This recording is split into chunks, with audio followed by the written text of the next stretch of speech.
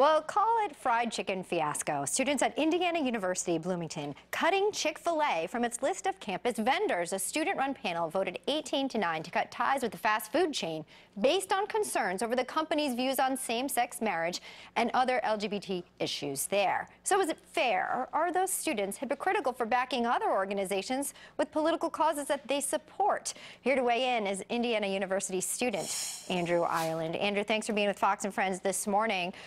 Good morning. Thank you so much for having me on. So Chick-fil-A was there. Were students enjoying it? Yes, ma'am. It's one of the most popular locations on our campus for dining.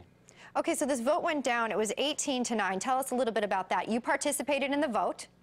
That's correct. Yes, the Residence Hall Association was charged with the item to choose whether or not we'd continue our relationship with Chick-fil-A. And unfortunately, students really put their personal beliefs before the needs and the wants of students, and they chose 18-9 to give Chick-fil-A the boot.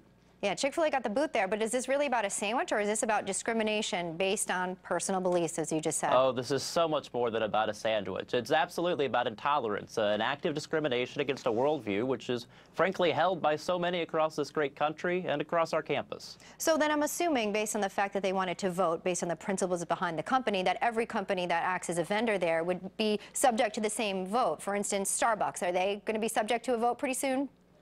No, ma'am. Unfortunately, we have never looked at anything like this before. It's the first time this has ever happened, and there's really a double standard, I think, that we're seeing here.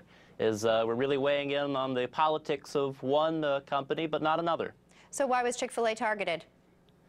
Frankly, I believe, again, their worldview wasn't shared by the students there specifically at that meeting that night, and they took it out on them. Doesn't this sort of undermine the ability of the students to express their opinions through the free market? Maybe they like chicken and maybe they like Chick-fil-A standards. Absolutely. In the end, the decision should be left to the students. There's no reason why a small group of students should be able to vote on the taste and preferences of the individual, when obviously it's flourished for many years here on our campus. So what was their main beef with the Chick?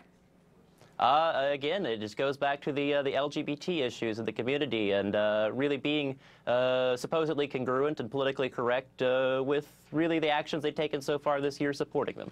Do you feel as though this is absolutely lopsided?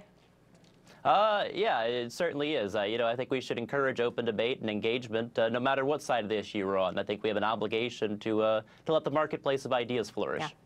I got to thank you, Andrew Ireland, for taking the time here. And sorry the vote didn't go your way. Hopefully Chick-fil-A will make its way back. Thank you so much. See you later. I really appreciate it. You got it. Bye-bye.